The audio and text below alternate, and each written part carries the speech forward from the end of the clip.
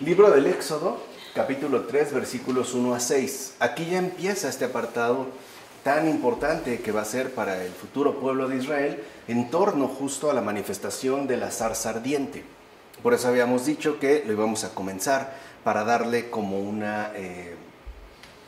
como para abarcarlo de manera más completa en base a lo que expone la Escritura a partir de estos versículos del capítulo 3. Dice el texto: Moisés apacentaba el rebaño de su suegro Jetro, sacerdote de Madián.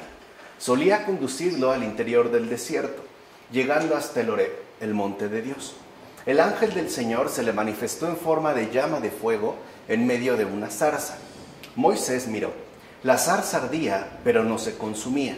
Y se dijo Moisés: voy a acercarme y comprobar esta visión prodigiosa. ¿Por qué no se consume la zarza? Vio el Señor que Moisés se acercaba a mirar y lo llamó de entre la zarza: Moisés, Moisés. Y respondió él: heme aquí.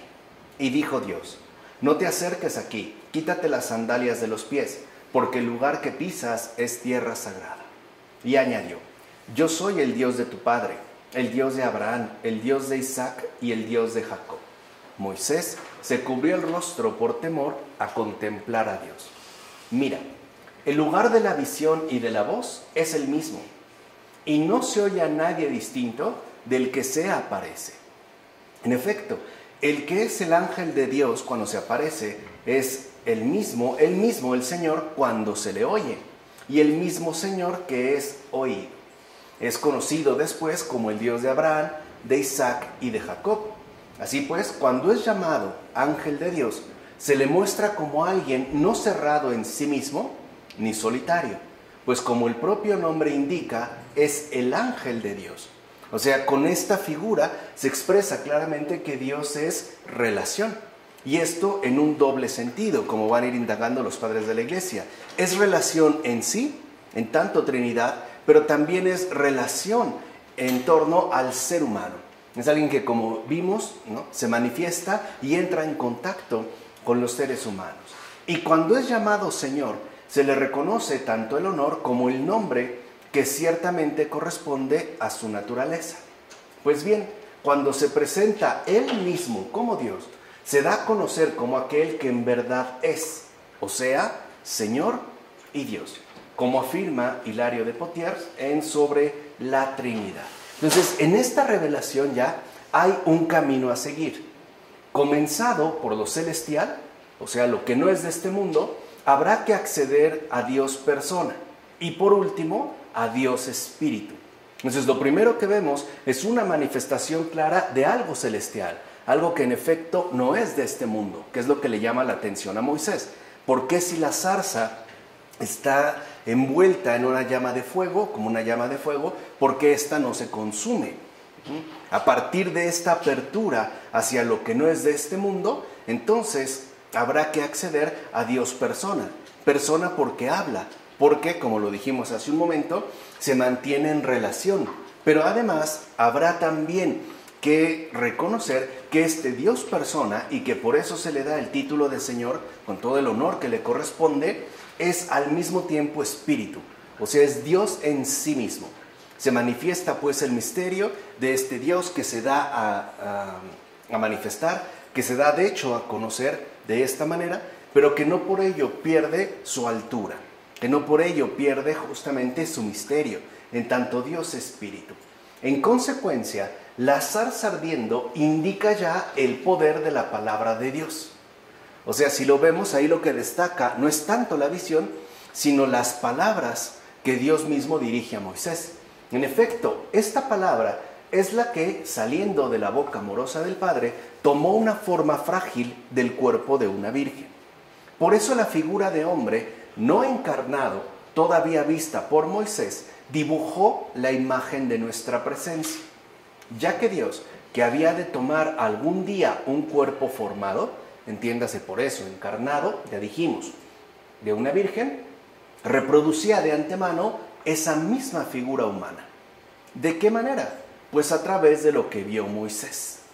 Mira, lo que él vio era a Dios mismo volando sobre las espinas punzantes sin hacerse daño, ya que el fuego no dañino agitaba el nocivo follaje para que fuese muestra de cómo Dios habría de bajar a nuestros miembros humanos llenos de espinas, los cuales tejen nuestros crímenes.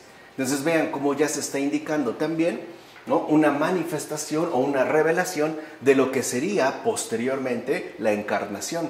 De qué modo Dios se va a encarnar asumiendo nuestra realidad humana, pero sin que ésta le perjudique, sin que ésta en efecto, ¿no?, le afecte. Por eso vemos cómo Dios, a pesar de haber sido hombre, es concebido sin pecado.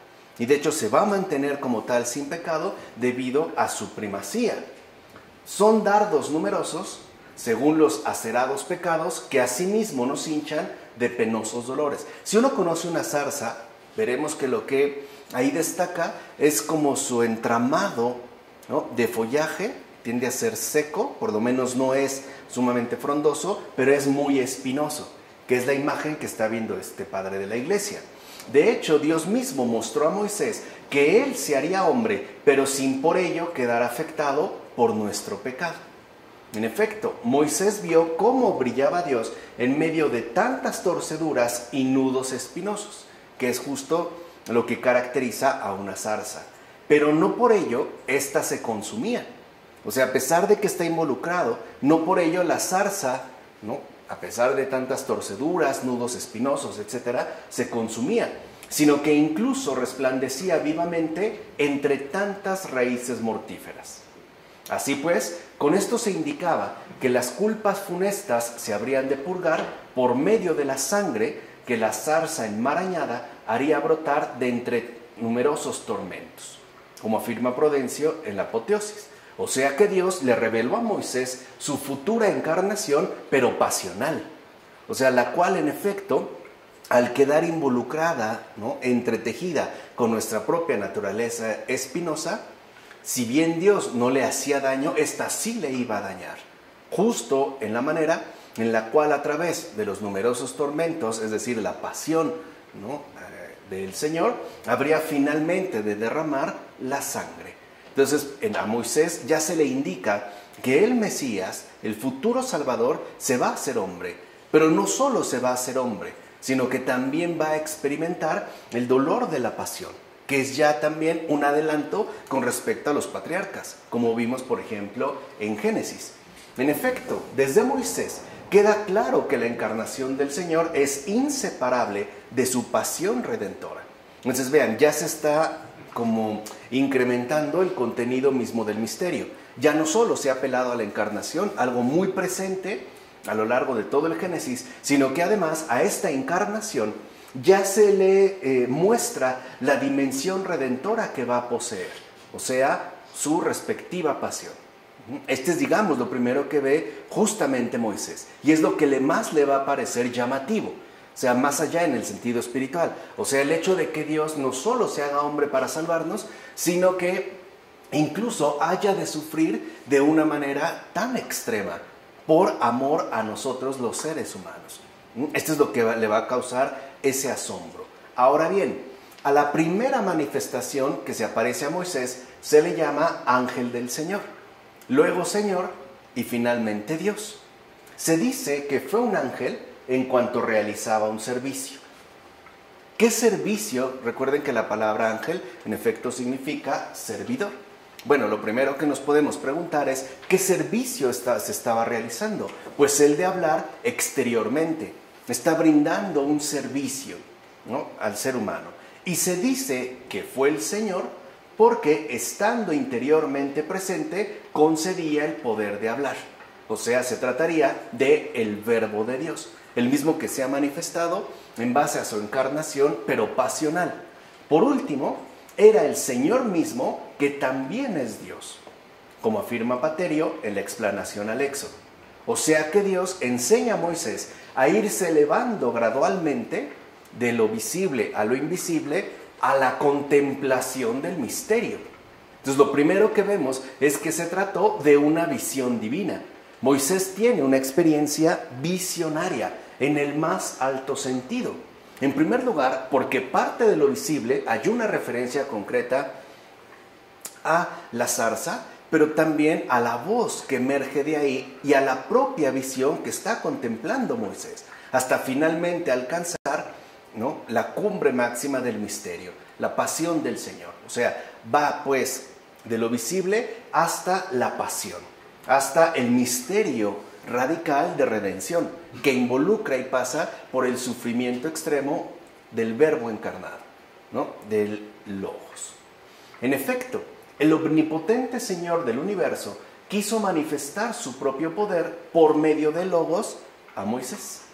Y dicha manifestación se dio en forma de luz divina, es decir, según la visión de una zarza ardiente que no se consumía por el fuego.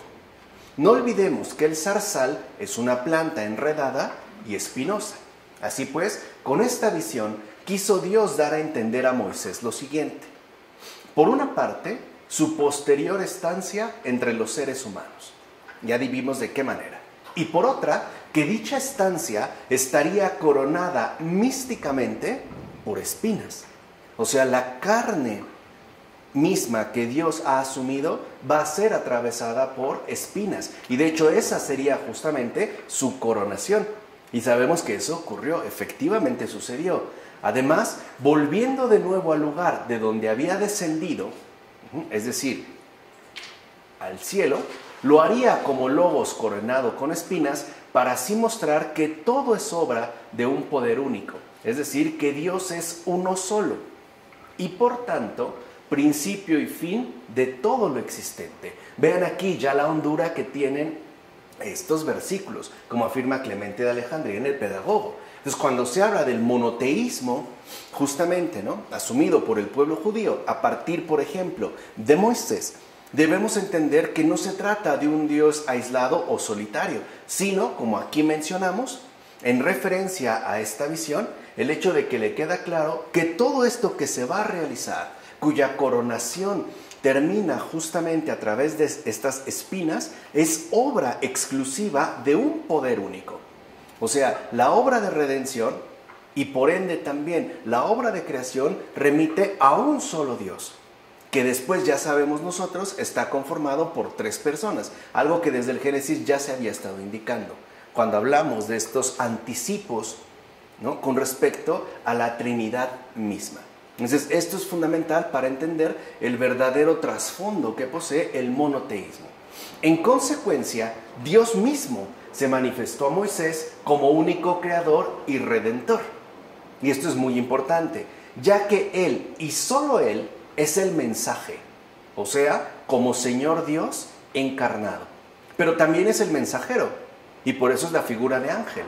Entonces Moisés comprenderá desde el principio que todo es obra de Dios, o sea, la contemplación, o bien, por decirlo de otra manera, para llegar al cielo. En efecto, si no pasamos, como Moisés, por encima de todo vicio, no podremos ver jamás las grandes maravillas de Dios, como afirma Jerónimo en el Tratado sobre los Salmos. O sea, si uno no es bueno en esta tierra, uno no puede entrar al cielo, ¿no?, de manera, digamos, simplificada. Aunque ya vimos, la cuestión requiere reflexión y también dedicación. Con esto se nos deja en claro lo siguiente: Moisés buscó con entera determinación la gloria de la suprema contemplación. Para eso requerimos la moral, no para ser simples ciudadanos o buenos ciudadanos, sino para ser miembros auténticos de nuestra patria celestial. O sea, la moral es la base primaria para la suprema contemplación. Es la rectitud de vida en este mundo para poder llegar a esa otra vida eterna que igualmente se nos ha sido concedida. Entonces hay pues que tener deseo sincero de la visión celestial. Y esto se ve cuando nosotros optamos o no por una vida moralmente recta. Desde ahí, o sea, una persona que no opta por el bien en esta vida, que no opta por ser bueno, es porque no le interesa la visión celestial. No tiene ningún tipo de interés por Dios mismo. Y por ende se va a ir, digamos, en contra o a contrario, a contrapelo de esta indicación a través del amplio espectro que nos ofrecen la multitud de vicios. Y esto lo logró Moisés a través de apartar su corazón del apego hacia el mundo. Por eso se le indica que tiene que quitarse las sandalias. Algo que él, fíjense, ya había realizado interiormente al hecho, en el momento en el que se decide a dejar Egipto y llegar, ¿no?, y tener una vida de lo más común y ordinaria. A pesar de que toda su vida creció en la corte, él cuando llega, finalmente, ¿no?, huyendo de Egipto a esta zona donde es acogido, él llega en pobreza, en simpleza, pero ya llega crecido en virtud, porque ya ha mostrado un sincero desapego hacia el mundo. Lo único que se le hace es confirmarlo ya de manera explícita. Sin dicho desapego, jamás podremos comprender las cosas de arriba, que es justo lo que hemos querido nosotros mostrar. Ahora, ¿qué es lo que produce el mundo en nosotros? Apego.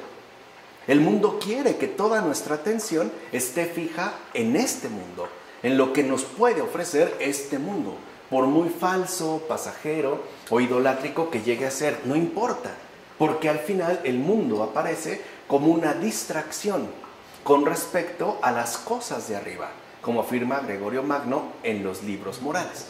Ahora bien, ¿por qué vamos a desconfiar de que el Señor hable por medio de unos seres humanos, cuando Él ha hablado a través de una zarza? Dios ni siquiera desdeñó la zarza.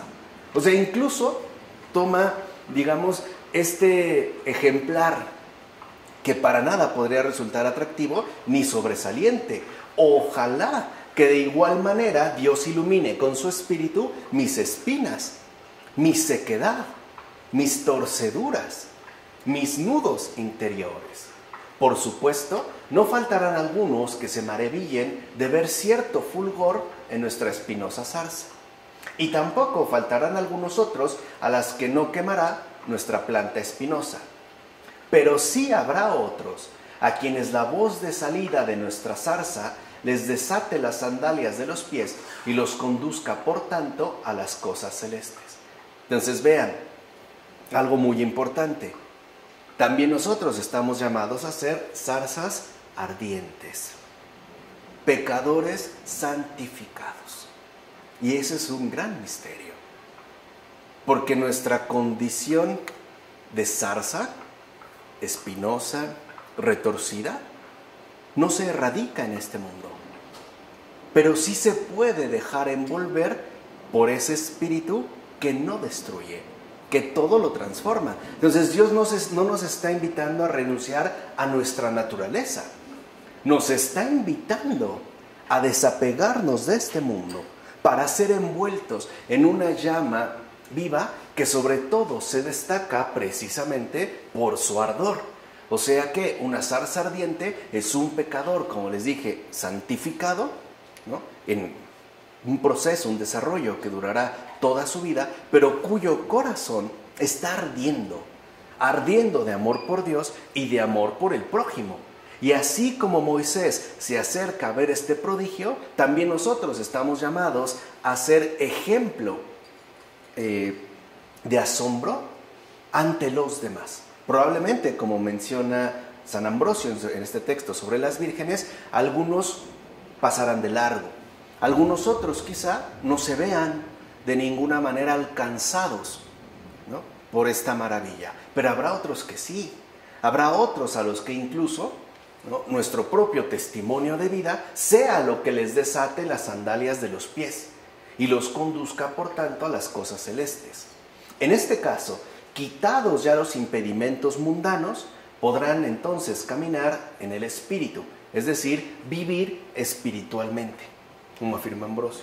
Por eso nuestro ejemplo de zarzas ardientes ayuda, en primer lugar, a que las personas no pierdan la esperanza de esta santidad, de esta santificación, obra de Dios, porque ya dijimos, todo es obra de Dios. Y no se les invita, vuelvo a repetir, a renegar de la naturaleza. Lo que se les invita es a dejarse inundar, envolver de lleno por el Espíritu que no destruye, sino que más bien vivifica. Y ese es un ejemplo real de vida espiritual. Porque a veces pensamos que la persona espiritualmente madura es una persona ajena a lo humano, y eso es mentira. Eso no es verdad. Los únicos seres espirituales ajenos por completo a lo mundano de la materia son los ángeles. en el sentido positivo. En el sentido negativo, son seres igual espiritualmente malvados que son los demonios. Nosotros no. En nuestra condición concreta y real somos zarzas, tenemos espinas, estamos enredados en muchas cosas, pero no por eso estamos llamados a carecer de la presencia de Dios en cada uno de nosotros. Hacer pues estas zarzas ardientes para que también se entienda la verdadera significación, realidad de la vida espiritual. En pocas palabras, no se trata de que nosotros renunciemos a nuestra condición de pecadores. Eso ya lo decía el presbítero Juan. El que dice que no es pecador, miente. No se trata de renunciar a nuestro ser pecadores. Se trata aquí sí de cortar de lleno con ese pacto establecido con el pecado, que puede ser más o menos intenso, más o menos habitual. Pero esa es una vida espiritual. O sea, ¿qué vamos a encontrar en un santo? La presencia viva de Dios en una zarza enredada. Por eso los santos, aunque no cometan graves pecados, suelen tener rasgos de imperfección, porque es parte de su realidad. Por ejemplo, el Padre Pío es un santazo y él sabe cuánto lo amo y lo quiero y lo respeto, lo admiro. Pero también la verdad es que tenía un carácter muy complicado, por lo que uno alcanza a ver en sus biografías, ¿no? Parte de los escritos. ¿No? A mi entender, a veces era quizá un poco demasiado severo, pero lo era. Y así lo vemos a lo largo de la historia, de estos ejemplos, de estas zarzas ardientes que el Señor nos ha mostrado. Hay santos que evidentemente han cometido también errores, pero eso no quiere decir que entonces tengan que renunciar por completo a lo que son. O sea, Dios no desdeña lo que encuentra. Y así se tratara de la zarza más enredada, del pecador más empedernido, dijimos, este mismo pecado no puede destruir la obra de Dios ahí. Por eso es que debemos abrirnos a esta presencia. ¿De acuerdo? ¿Ven qué importantes son estos versículos? Justamente por eso Dios llama a Moisés en la voz patria y se dirige a él con amor de padre y asimismo le invita con ternura a ser el liberador de su pueblo. ¿Qué más se puede decir? Pues que le protege con signos, le arma con virtudes y le hace ganar guerras con órdenes. Él será, por tanto, un soldado incólume cuyos triunfos estarán basados en las virtudes. En pocas palabras, Dios mismo le concederá ser partícipe de su reino celestial y por eso le permitirá llegar a ser legislador de su pueblo. Pero todo esto lo recibe para que ame. O sea, así como él experimenta en esta visión el inmenso y ardiente amor de Dios por el pecador, él también está llamado a amar al pueblo que se le va a encomendar, con sus imperfecciones, con sus espinas, porque él también las posee. Hay una, pues, comunión de santos, pero también hay, como ya lo habíamos dicho, y esta es una idea que desarrolló muy bien Charles Peguy, también hay, es verdad, una comunión de pecadores. Para eso se le da a Moisés, porque además el pueblo que le será encomendado no será un pueblo fácil, será un pueblo empedernido de cabeza dura, pero al cual, a pesar de sus fallas, Moisés no puede dejar de amar. Pues lo que se le ha encomendado a Moisés no solo es instruir al pueblo, esa es una parte. Se le ha encomendado sobre todo amarle a partir de lo que Dios mismo le concede, que esa sí es una cosa muchísimo más grande. No solo les ha dado una ley, les tiene que dar muestras de amor paternal fiel, pase lo que pase. Finalmente, por eso será inflamado en un amor a Dios tan grande que no solo llegará a amar ardientemente él mismo, sino que también llegará a exhortar con gran ardor a los demás, justamente para que amen de modo igualmente ardiente tanto a Dios como al prójimo. Además, tengan en cuenta que este pueblo tiene una gran dificultad que superar: los padecimientos recibidos a causa de extraños, en este caso de los egipcios. O sea, es parte pues de una creencia. Por eso a Moisés, como muchísimos siglos después el gran Dostoyevsky indagara ¿no? Y estudiara, ahorita que estoy estudiando a Dostoyevsky a fondo, literalmente a fondo, ¿no? Tiene que aprender la necesidad de amar, pero las dificultades que hay para hacerlo. Claro, porque hablar de amor es muy sencillo. Amar en serio es otra cosa. O sea, cuando nos atenemos a la situación concreta y real. Amar al prójimo suena bien, pero ¿qué sucede cuando este prójimo nos falla? ¿Qué sucede cuando nos alcanzan sus espinas y nos rasgan la piel y a veces hasta nos atraviesan el corazón con lo más bajo? Recuerden que incluso es a través del calzado como uno puede ensuciarse de algún tipo de excremento y este se adhiere a la suela. Por eso es tan fundamental que nosotros nos quitemos ese apego mundano, esa preferencia por lo que es terreno y por todo aquello que incluso está por debajo de nosotros mismos. Por eso Jesús envió a los apóstoles a predicar sin sandalias. No es casual, precisamente para que no llevaran consigo ataduras terrenas. Y esto aparte es como un gesto muy hermoso, ¿no? Porque cuando uno va caminando, por ejemplo, y sobre todo en un camino pedregoso y quizá con espinas, uno lo que más cuida es dónde pone el pie. O sea, lo que más te vas fijando es dónde pones el pie, y más cuando tiene piedras, bordes, filos, incluso la posibilidad de serpientes, escorpiones, etc. Lo que más cuidas es dónde pone el pie.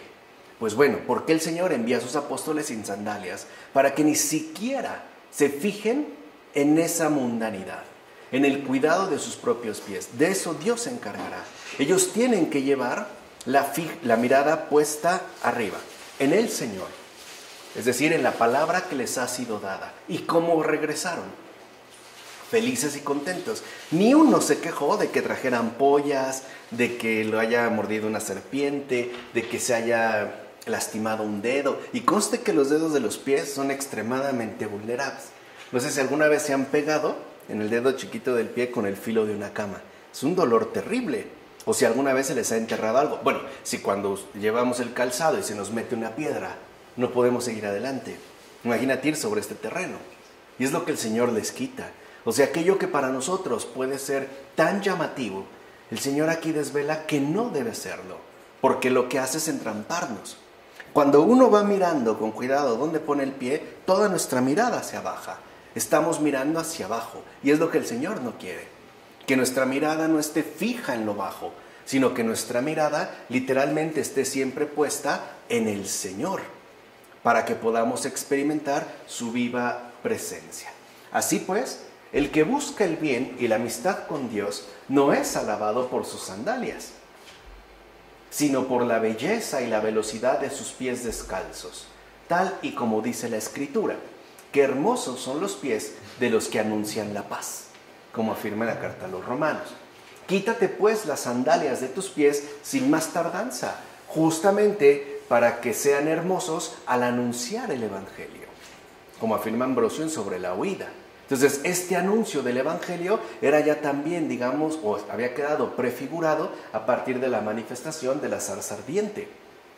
Las personas, o Moisés, tiene que enseñar al pueblo el anuncio del amor de Dios, el anuncio de su redención.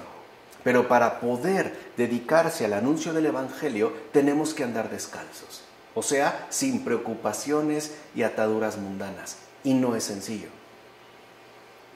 No es sencillo, y menos cuando ya estamos acostumbrados a estarnos arrastrando en el lodo y en la tierra.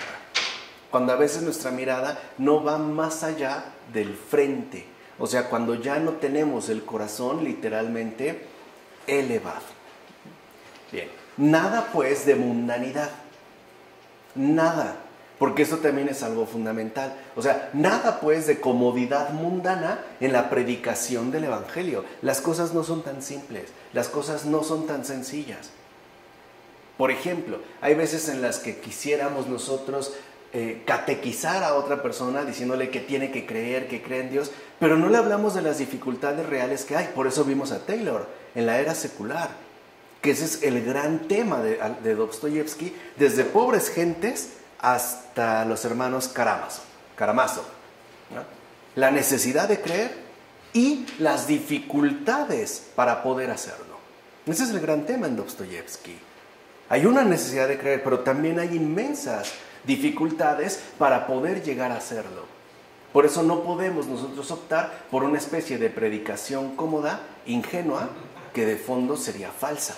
No, con todas las implicaciones que tiene, a la manera, en efecto, de una experiencia. Sí, mira, hay estas dificultades, pero uno se sobrepone así y así. Por ejemplo, si tanto te preocupan las necesidades mundanas, pues descálzate de ellas. Confía, pues, en el Señor. Tú ocúpate de sus asuntos y Él, a su vez, se va a ocupar de los tuyos. Pero con firmeza, con entereza. Si te equivocas, pues te corriges, ¿no? Si te desvías, te enderezas, etcétera, etcétera, etcétera. Nada de mundanidad, porque a veces queremos hacer una especie de cristianismo sumamente diluido, ¿no? Que al final termina siendo una especie de cristianismo de sermón, que dice mucho, pero no aclara absolutamente nada de nuestras situaciones concretas de vida, ¿de acuerdo? Así pues, permaneced firmes en vuestro corazón, para que nada ni nadie os haga vacilar. Permaneced firmes para que nadie os haga caer. Y esto únicamente se consigue manteniendo los pies firmes en tierra sagrada, tal y como se le indicó a Moisés. ¿Y acaso hay algo tan parecido a la tierra sagrada como la iglesia de Dios?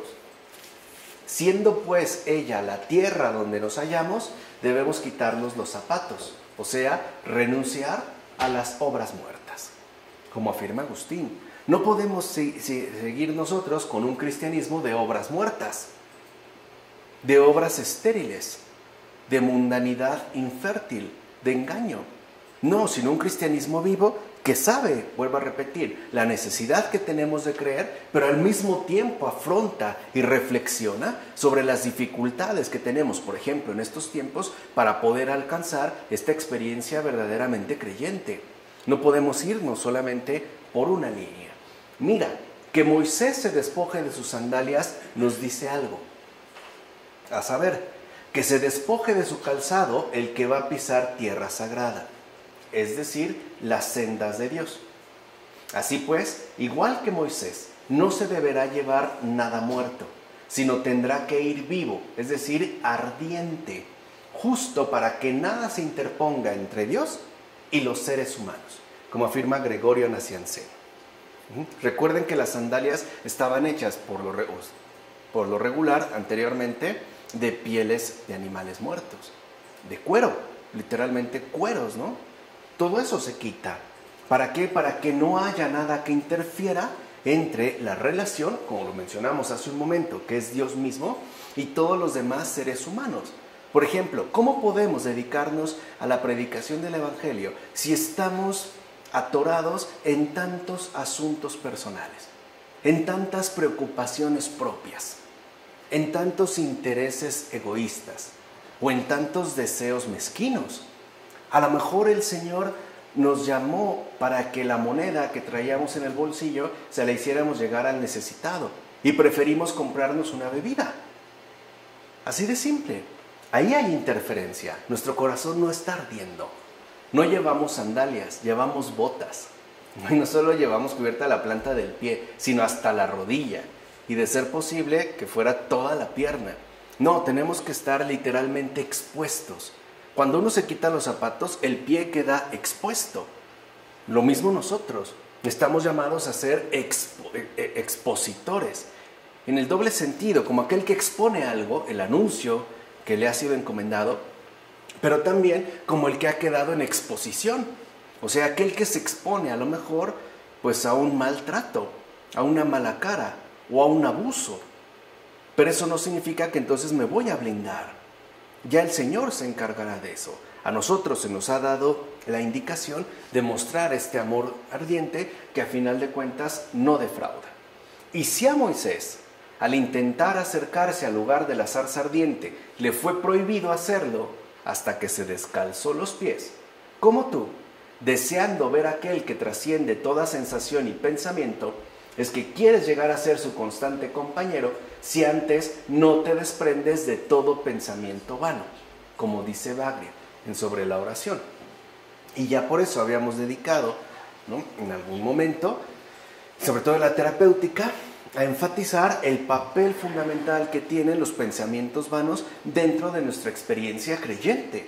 Si no nos desprendemos de estos pensamientos vanos, es decir, mundanos, no podemos ser compañeros del Señor, porque estamos saturados de nosotros mismos, de nuestros propios asuntos, de nuestras propias prioridades. Así pues, debemos conservar los pies desnudos, es decir, la firmeza de la fe sin falsos adornos, o sea, la convicción sincera del propio corazón, como afirma Ambrosio en las cartas. Mira, Moisés se sacudió sin tardanza la dignidad real como el polvo que se pega por todas partes en las plantas de los pies. Así aprendió a entregarse sin obstáculos a la contemplación de las cosas invisibles, que de hecho sería el primer deber de todo cristiano. Entregarse sin obstáculos a la contemplación de las cosas invisibles. Y el modo para hacerlo es el silencio. Después fue iluminado por la luz del Espíritu y así liberó los pies de su alma del calzado propio de la piel muerta. O sea, nos despojamos de todo aquello que resulta prácticamente inútil, como afirma Gregorio de Niza sobre los títulos de los salmos. Ahora bien, ¿puede entenderse al pie de la letra eso de quítate las sandalias de los pies porque el lugar que pisas es tierra sagrada? O sea, ¿puede entenderse de manera literal? ¿Por qué era santa aquella tierra que pisaban los pies de Moisés si era sin duda semejante a la otra tierra de alrededor? ¿O era nada más un cuadrito? Digamos 1 metro cuadrado, 3, 5, 10. ¿Y lo demás qué? Presta pues mucha atención a lo que se dice. Porque el lugar que pisas es tierra santa. Esto quiere decir que Cristo, cuya figura ostentas y del que eres imagen, es tierra santa. Y en verdad es tierra santa la carne de nuestro Señor Jesucristo, por quien han sido santificadas todas las cosas celestes y terrenales, como afirma Cesario de Arles en el sermón. O sea que nuestra verdadera tierra es la propia carne del Señor, es nuestra propia condición humana. Y si nosotros sinceramente queremos resplandecer, aún se tratara, digamos, de manera básica en este nivel, también tenemos que quitarnos, despojarnos de todo aquello que impide que nuestra verdadera imagen resplandezca, que a grandes rasgos son los vicios, que es lo que hemos mencionado, tanto morales como espirituales. Tenemos pues que despojarnos de todo aquello que empaña, distorsiona y a veces hasta parece como que anula la imagen original que nos corresponde. Además, fíjate también en lo siguiente. La zarza ardiendo era también imagen de la Madre de Dios, que aquí es donde ya se le empieza a llamar la Theotokos. Eso es lo que significa. Theotokos, la Madre de Dios. Y cuando Moisés se acercaba, le dijo Dios mismo, quítate las sandalias, pues la tierra que pisas es lugar santo. Ahora bien, si el lugar donde Moisés vio una imagen de la Madre de Dios es santo, ¿cuánto más santa será entonces la imagen misma? Incluso podría decirse que la Theotokos es la santa entre los santos, como afirma Juan Damasceno en los discursos sobre las imágenes. Porque si algo caracteriza en efecto a María, es ser la Theotokos, la Madre de Dios. O sea que ya desde entonces San Juan Damasceno, por ejemplo, advierte que María, la Madre de Dios, posee una dignidad especial y superior a todos los santos. En pocas palabras, vean ya desde qué momento con Juan Damasceno ya se vislumbra el dogma de que ella ha sido concebida sin la culpa del pecado original. Y todo eso también, como le ha quedado claro a Moisés desde el inicio de la visión, es obra de Dios. Todo pues es obra de Dios. Vean también el papel tan importante que juega la Virgen y que también ya había sido, ¿no?, expresado de una cierta manera en el libro del Génesis. O sea, ya se vislumbra que esta zarza ardiente tiene una peculiaridad especial y que además remite a este dogma de la concepción concebida sin la culpa del pecado original. ¿Cuántos siglos pasaron para que ya, ¿no?, se aceptara esta como una revelación tal cual? Ahora bien, a partir de ese momento se deja en claro que Dios es el Dios de todos. Fíjense, no solo se va a remitir a un Dios particularizado, limitado, cosa que ya vimos en el Génesis, se había insistido en varias ocasiones. O sea, es el Dios de Abraham, el Dios de Isaac y el Dios de Jacob. Y esta es una gran luz dada en aquel entonces a Moisés. O sea, no solo se remite a uno. Cuando habla del Dios de Abraham, de Isaac y de Jacob, en este contexto se está refiriendo a que Él es el Dios de todos y que además es un único Dios. Si se quiere simplificar la cosa, podríamos decir que aquí Dios está revelando que Él es el único Dios para todos. Él es el Dios de todos. Todos. En principio es pues Dios de todos los hebreos. Claro, así ha comenzado. Es decir, Dios de su pueblo, cuya frontera con la iglesia no se pueden ya determinar tan fácilmente como ocurre hasta la fecha. ¿Dónde están los judíos? En cualquier parte.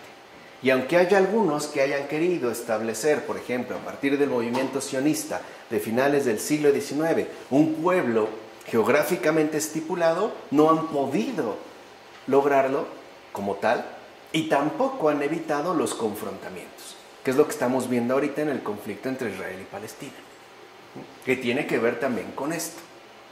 Por ello, nada impide que sea también el Dios de otros, es decir, el Dios único cuya luz ilumina a todo ser humano y a toda criatura aparte de los seres humanos, como afirma Orígenes en los comentarios al Evangelio de Juan. O sea que ya desde Moisés se indica que Él es, y de hecho será explícitamente, nuestro Dios. O sea, el Dios de todos. Es pues un Dios universal. Y la palabra aquí griega es católico. Por eso hablamos del Dios de la Iglesia católica.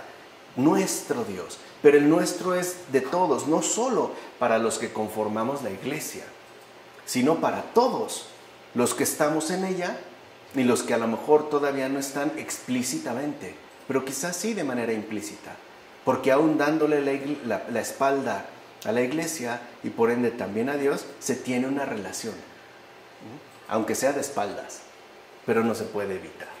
Así pues, cuando el santo llamó a Moisés desde la zarza y le dijo: yo soy el Dios de Abraham, de Isaac y de Jacob, la muerte tembló, se aterrorizó y perturbó con solo oír esta frase.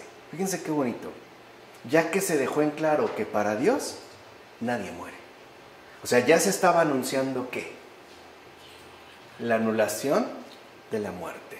Ya desde aquí ya se había preanunciado su extinción total. En otras palabras, la muerte supo desde entonces que no sería para siempre la que reinara sobre los hijos de Abraham, porque al hablar Dios de Abraham, de Isaac y de Jacob, no está hablando de muertos, porque para Dios nadie muere. Somos pues de Él. Así como es Dios nuestro, esto también implica que nosotros somos suyos, somos de Él. En efecto, desde el momento en que escuchó lo que Dios le dijo a Moisés, supo que solo Él es el rey tanto de los vivos como de los muertos, y que los seres humanos saldrían de su tiniebla y hasta resucitarían con todo y sus cuerpos. Vean, además de la pasión, también de manera inseparable, como debe ser, va la resurrección. O sea que, como el propio Jesucristo dijo a los saduceos cuando discutían con Él acerca de la vida de los muertos, Dios no es Dios de muertos, pues todos viven para Él, como afirma Lucas y el padre Afrates en sus demostraciones. O sea que Dios mismo hirió y sentenció de muerte a la muerte con las palabras dichas por Él a Moisés desde la zarza. Ya desde ahí, digamos, la muerte había sido condenada. Porque, repito, para Dios nadie muere. Todos viven, porque somos suyos. Entonces no solo iba a ser el perdón de los pecados en términos de la pasión, sino algo más grande, la resurrección, que no solo nos brindó con ello Dios el perdón de los pecados, sino también la vida eterna. Y en la vida eterna la muerte no tiene cabida alguna. Se acabó. Entonces el fuego de su amor consumiría incluso la muerte con su muerte y acabaría con ella de manera definitiva ya con la resurrección final. Ahora pon atención a lo siguiente. Abraham, Isaac y Jacob fueron 3 patriarcas, pero que representan a un solo pueblo. ¿Estamos de acuerdo? Al pueblo hebreo. Así pues, Dios mismo le revela a Moisés el misterio de su unicidad. Dios es uno, es el único Dios, pero también su naturaleza trinitaria. Pues solo Él es el único Dios. Y el único Dios es uno y trino, como afirma Agustín en el Tratado sobre el Evangelio de Juan. Ahora entienden por qué Jesús les dice, llegado el momento, ¿no? No recuerdo ahorita, a los fariseos, que si creyeran a Moisés, le creerían también a él. Porque Moisés lo comprendió, Moisés lo aceptó y Moisés de hecho lo acogió plenamente en su corazón. Por eso el Señor les indica, ahí tienen a Moisés. Si ustedes realmente creyeran a Moisés, también creerían en mí. Por esto, para que vieran que ya desde Moisés a él le quedó claro que Dios posee unicidad, pero en su unicidad forma parte de esta naturaleza trinitaria. O sea, Él es el único Dios, uno y trino. Por último, Dios también le reveló a Moisés la resurrección de los muertos, pues en la zarza ardiente se manifiesta como el Dios de Abraham, de Isaac y de Jacob. Pues bien, ¿de quién es entonces Dios si ellos no están vivos? ¿Por qué hablo de ellos? O sea, si no estaban vivos, ¿para qué mencionar a seres perdidos o a simples cadáveres? ¿Acaso se reveló Dios como un Dios de muertos? Para nada. Él es un Dios de vivos. Y por eso se da a entender que todos los que están sobre la tierra resucitarán. Todos. Aun cuando para nosotros hayan pasado desapercibidos. Todos los que humanamente han pisado esta tierra, todos resucitarán. Por eso también a Moisés se le da una enorme esperanza. Pero para poder alcanzar esta resurrección total a favor nuestro, se requiere, como lo vimos a la mitad de esta exposición, el amor. Se requiere un corazón ardiente capaz de amar, sin, digamos, minimizar o sin omitir las dificultades que este amor trae consigo. ¿Vale? Bueno, veamos ahora los versículos 7 a 22 de este capítulo 3. Luego dijo el Señor. Vean todo lo que le dijo en estos versículos nada más, del 1 al 6, que yo les aconsejo otra vez, ¿no?, repasar. Bueno, he observado la opresión de mi pueblo en Egipto, he escuchado su clamor por la dureza de sus opresores y he comprendido sus sufrimientos.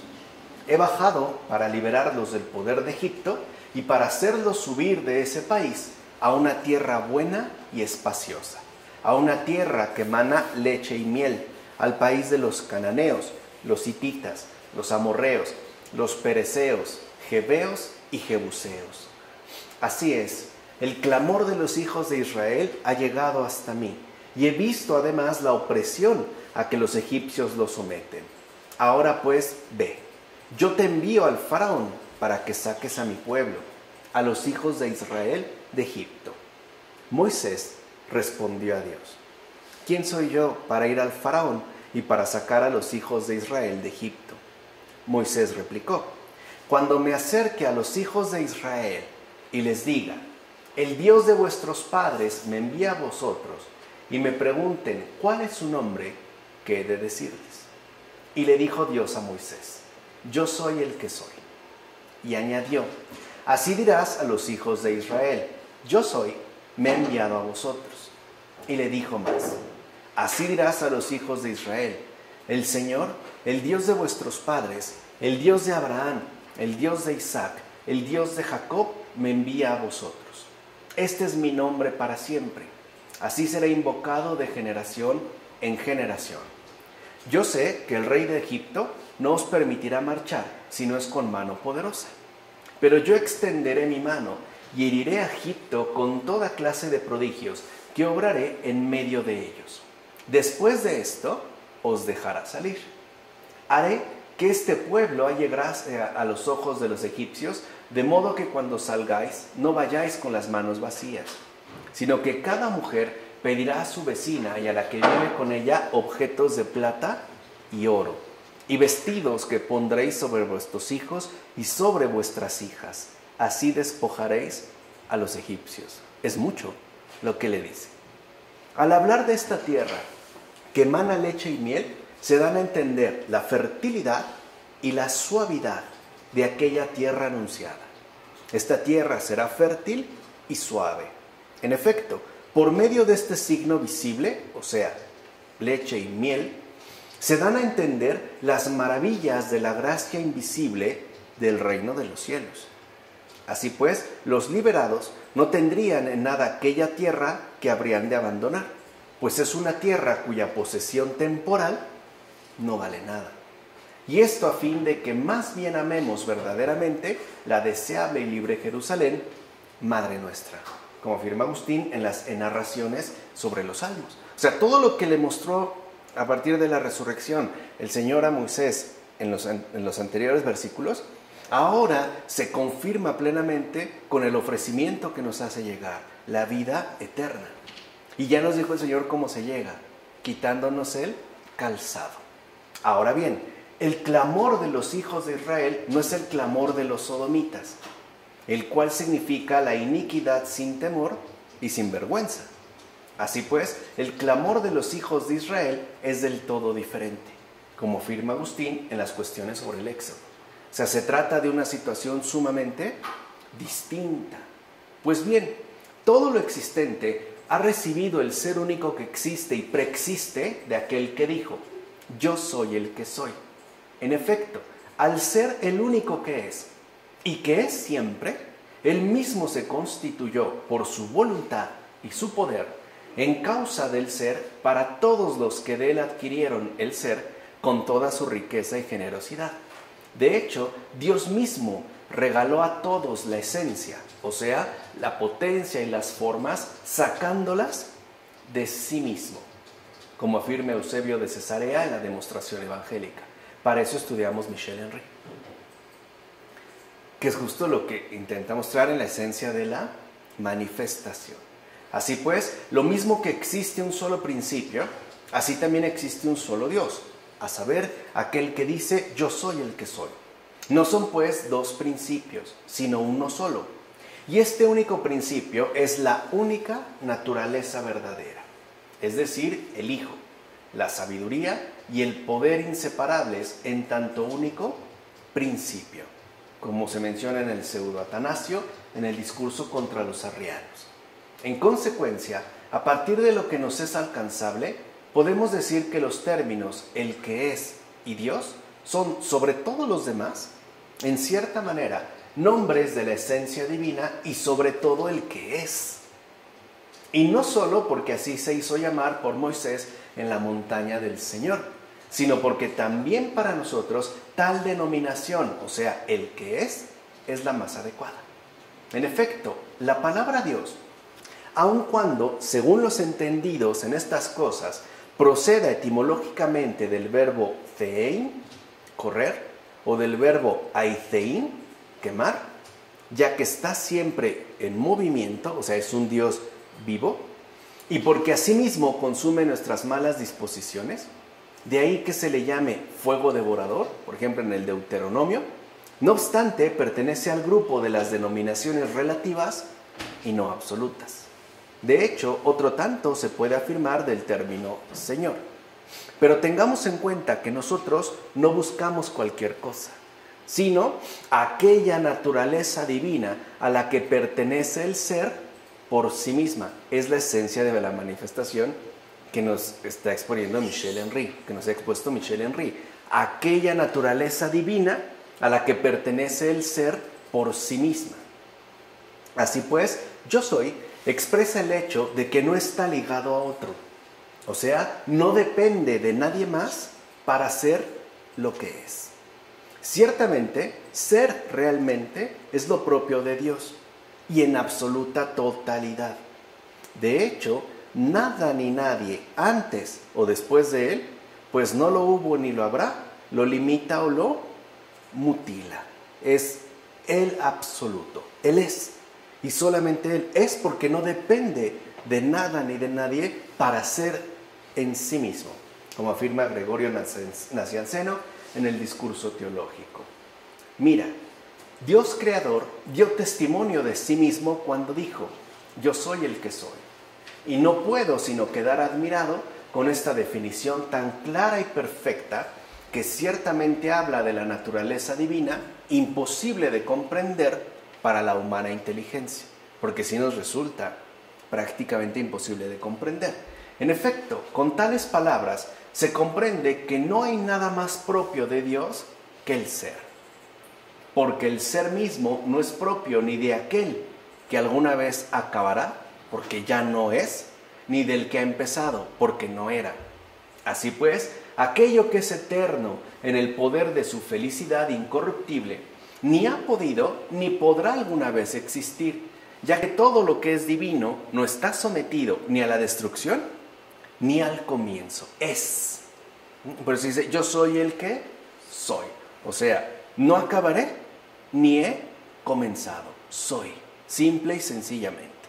Y como nada le falta en sí misma a la eternidad de Dios, con toda verdad manifiesta simple y sencillamente que es, de hecho, como una demostración de su eternidad incorruptible, como afirma Hilario de Poitiers en Sobre la Trinidad. Por tanto, Cristo, que es Dios, siempre es, pues el que es, siempre es y será por siempre. Por eso Moisés habla de Cristo cuando dice: el que es, me ha enviado, como afirma Ambrosio. Por eso vemos cómo Jesús va a enviar a sus apóstoles, porque Él es Dios. Y justo porque está basado en su envío, que es también lo que sucede en el caso de la zarza ardiente, este envío permanece siempre estable, porque es de Dios mismo. No es algo que pasará o que acabará. El Señor mismo lo reveló cuando dijo: este mundo pasará, pero mis palabras no pasarán, porque mis palabras sí son, porque yo soy. Solamente yo soy. Así pues, el que es me ha enviado es el verdadero nombre de Dios, como afirma Ambrosio en la carta 8. O sea, fíjense, cuando hablamos de Dios, tenemos que entender también dos cosas fundamentales que ya se le habían aclarado en un primer momento a Moisés, sobre todo la primera. Dios es igual a relación, misión, siempre. Por eso nosotros, que somos humanos en esta tierra, tenemos una misión, la de hacer presente a Dios en este mundo y a pesar de este mundo, y según las connotaciones del mundo en el que nos toca vivir. Dios es igual a relación, misión. No es una abstracción por ahí de la que se habla en términos netamente conceptuales. No, es una situación vivencial que además nos involucra por completo. Es un envío. Cuando alguien dice creo en Dios, por ejemplo, lo que realmente está significando es que tiene una relación verdadera con Él y que es gracias a esta relación que tiene también ya clara la misión que le corresponde realizar. Si una persona no tiene clara su misión en esta vida, es porque su relación con Dios no anda bien. Es por eso. No pueden ir separadas. No puede decir con toda transparencia Dios. Porque si no tiene una relación definida con Dios, no tiene tampoco clara cuál es su misión. En consecuencia, solo a Dios le pertenece el hecho de subsistir en sí mismo y por sí mismo, algo que nos ha explicado Michel Henry. Por eso no me detengo mucho aquí, porque ya tenemos, digamos, la profundización filosófica teológica en Michel Henry. Todo lo demás, al ser cosas creadas, aunque parecen ser, en verdad no son. Pues hubo un momento en que no fueron. Aunque veamos un árbol muy bello, hubo un momento en el que no era, no son, aunque parecen ser. Y lo que no fue puede en efecto dejar de ser. Solo Dios, que es eterno, no tiene comienzo y por eso posee verdaderamente el nombre de esencia. No se equivocaba Michel Henry al hablar de Dios en términos de la esencia de la manifestación. El ser de lo que no es. Recuerden cuando también nos había hablado Michel Henry de la manifestación del ente. Por eso no se entiende el ente sin la esencia. O sea, el hecho de hablar del ente en términos siempre de el ser del ente, creador, criatura. Yo soy es pues la manifestación de su esencia. Por eso le dijo a Moisés esas palabras, ya que era necesario conocer la esencia de Dios en su verdad. Y eso es lo que encontramos en estos versículos. La esencia de Dios en su verdad, que no significa necesariamente su absoluta comprensibilidad, pero esa es su verdad. Pero dicha esencia no es algo abstracto, ya que como él mismo añade, o sea, si en un lado nos está mostrando su esencia en su verdad, yo soy el que soy, no se refiere, como hace rato mencionamos, a algo abstracto, porque como él mismo añade, el que es me ha enviado. O sea que él mismo se revela como un Dios vivo que entra en relación con el mundo a través de las personas. Y esto es algo muy importante de tener en cuenta. Si a veces nos preguntamos, ¿dónde está Dios? Lo primero que tenemos que preguntar es, ¿dónde están las personas que lo hacen presente? Es más, ya no nos vayamos tan lejos. En estos momentos, en lugar de preguntarnos por Dios, tendríamos que preguntarnos por los humanos como tal. ¿Dónde están siquiera las personas? Entre un mundo tan saturado de inhumanidad, de despersonalización, de desontologización. ¿Dónde están las personas? ¿Cómo vamos a poder creer en Dios si ni siquiera creemos en los que vemos? Seres humanos que defraudan, que mienten, que traicionan, etc. Ya ni siquiera preguntarnos dónde está Dios, dónde están las personas.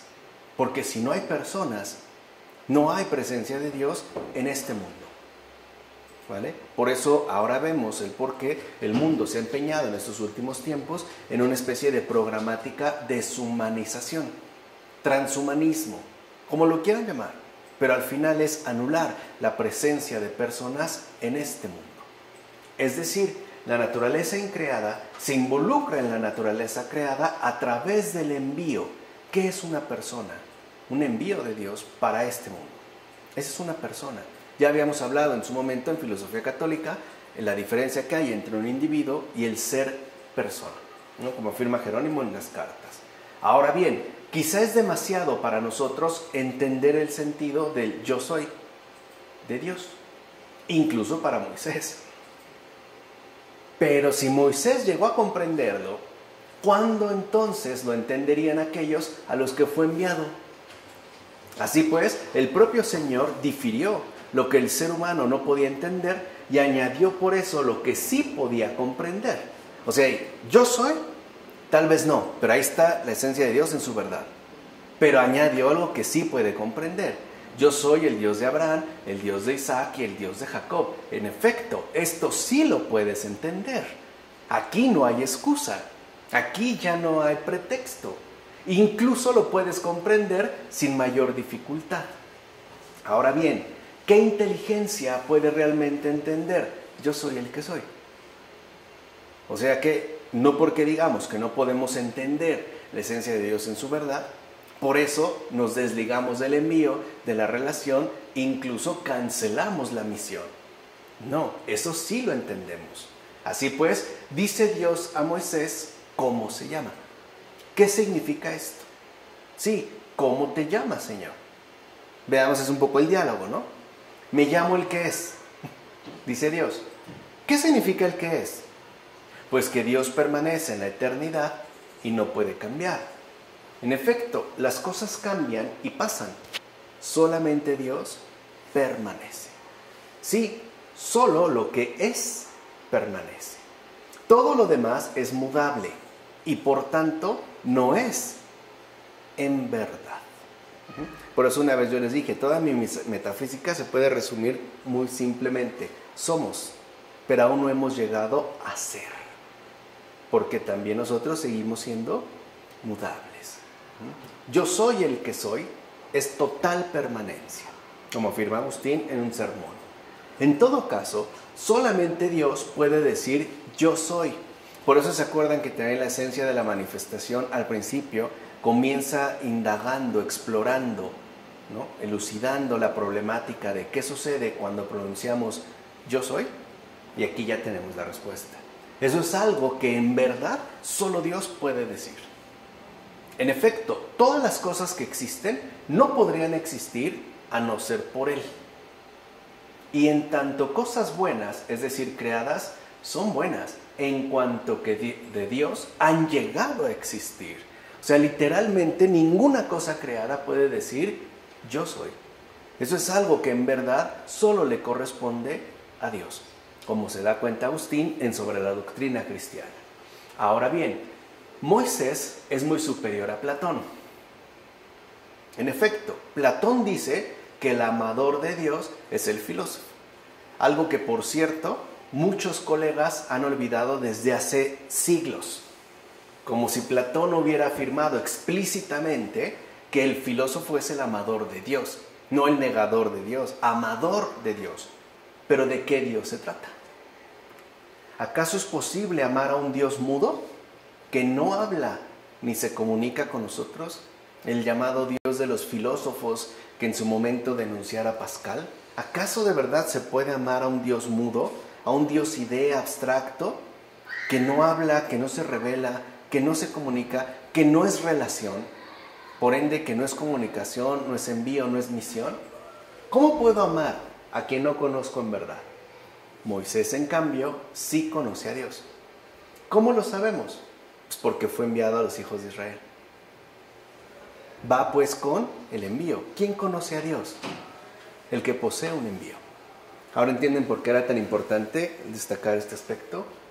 ¿Por qué? ¿Cómo sabemos que Moisés conoce a Dios? Porque fue enviado a los hijos de Israel. Ahora, ¿a quiénes son enviados los filósofos según Platón? A nadie. Como afirma Agustín, en la ciudad de Dios. Y conste que Agustín sabe perfectamente bien de lo que habla, pues era un gran platónico. En algunos de sus textos iniciales hasta habla del iluminado Platón, ¿no? El sublime Platón, pero en sus retractaciones se corrige y dice, ahí exageré. Creo que estaba un poco desordenado en mi apreciación. Ahora, a causa del cambio de los tiempos por los que atraviesa nuestra existencia mudable, decimos sin mentir que Dios fue, es y será. Es decir, que Dios fue en tiempos pasados, es en los presentes y será en los tiempos futuros. Fue porque nunca dejó de ser. Será porque nunca dejará de ser. Y es porque siempre yo soy. Vean lo que afirma Agustín en el Tratado sobre el Evangelio de Juan, que me parece un resumen excelente. Lo repito. Fue porque nunca dejó de ser. Será porque nunca dejará de ser. Y es porque siempre yo soy. Aquí es necesario mantenerse firme con la inteligencia iluminada por la fe. Pues se trata del único verdadero Dios que es eterno. En efecto, la creación entera atestigua el yo soy de Dios. Una piedra, un pájaro, una vida humana.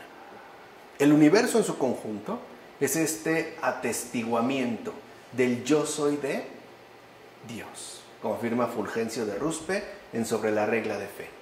Mira, Dios quiso enseñar a través de Moisés su eternidad permanente usando el tiempo presente, ya que es propio de la Sagrada Escritura lo siguiente: usar el presente para expresar la eternidad que atraviesa, ojo, porque permanece, todos los tiempos.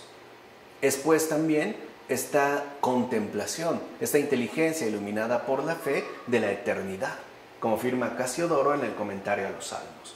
Así pues, queda claro ya que la expresión yo soy es propia de la divinidad, ya que siempre está presente y permanece perpetuamente. Ahora bien, ¿por qué usó Dios esta expresión?